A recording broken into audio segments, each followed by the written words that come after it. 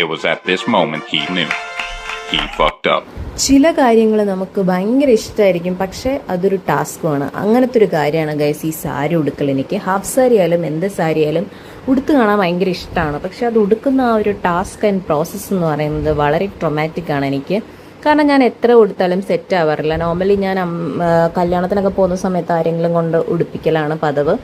So ഞാനിത് എൻ്റെ വീട്ടിലായിരുന്നു. എല്ലാ മേക്കപ്പ് സാധനങ്ങളും അജുവിൻ്റെ വീട്ടിലാണ്. സോ ഞാൻ വേറെ ഒന്നും പെട്ടെന്ന് തീരുമാനിച്ച ഒരു യാത്രയാണ്, ഒരു ക്ഷേത്രത്തിൽ പോകുന്നൊരു യാത്രയാണ്.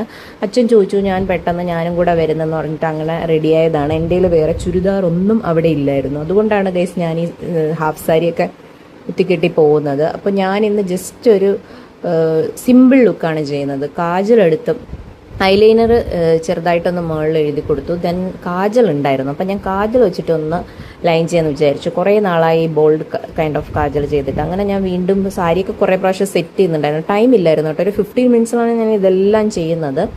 അങ്ങനെ ഞാൻ കമ്മൽ, അത് എവിടെ പോയാലും കാണും കമ്മൽ. കാരണം എനിക്ക് കുറേ കമ്മൽ കണക്ഷൻ ഉണ്ട്. അപ്പം വീട്ടിലും കുറേ കമ്മലുണ്ട്, എൻ്റെ വീട്ടിലുണ്ട്, അജുവിൻ്റെ വീട്ടിലുണ്ട്. അപ്പം ഞാൻ അങ്ങനെ ലിപ് ബാമൊക്കെ ഇട്ട്, ലിപ്സ്റ്റിക് ഒക്കെ ഇടുമ്പോൾ തന്നെ നമ്മുടെ ലുക്ക് മൊത്തത്തിലൊന്ന് ചേഞ്ച് ആവുമല്ലോ. വേറെ ഒന്നും ഇല്ലെങ്കിലും, ഒരു ക്രീം പോലും ഇല്ലെങ്കിലും നമുക്ക് ഇങ്ങനെയും ഒരുങ്ങാം എന്ന് ഞാൻ മനസ്സിലാക്കി. അത് കഴിഞ്ഞപ്പോഴാണ് എൻ്റെ വീട്ടിൽ കുറേ കുപ്പിവളകൾ ഇരിപ്പുണ്ടായിരുന്നു കേട്ടോ, ഒരു ബോക്സിൻ്റെ അകത്ത്. അപ്പം ഞാൻ വിചാരിച്ചു കുറച്ച് കുപ്പിവളയൊക്കെ ഇട്ട്, അപ്പോൾ ഫുള്ളൊരു അമ്പലം കൈൻഡ് ഓഫ് ലുക്കായി. അങ്ങനെ this is my final look.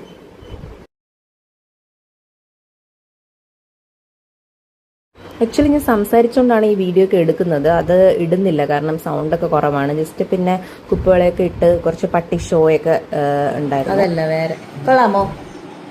സുന്ദരിയായോ? സുന്ദരി കുട്ടിയായോ?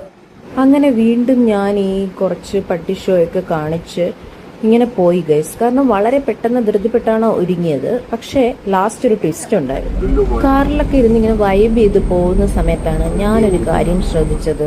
നോക്കി കഴിഞ്ഞാൽ പാവാട തിരിച്ചാ ഗൈസ് എടുത്തേക്കുന്നത്. പിന്നെ ഞാൻ അങ്ങനെ ചമ്മി വേറൊരാളുടെ വീട്ടിൽ പോയിട്ട്, ഒരു റിലേറ്റീവിൻ്റെ വീട്ടിൽ പോയിട്ട് പാവാടയൊക്കെ ചേഞ്ച് ചെയ്തിട്ടാണ് കേട്ടോ അമ്പലത്തിൽ പോയത്.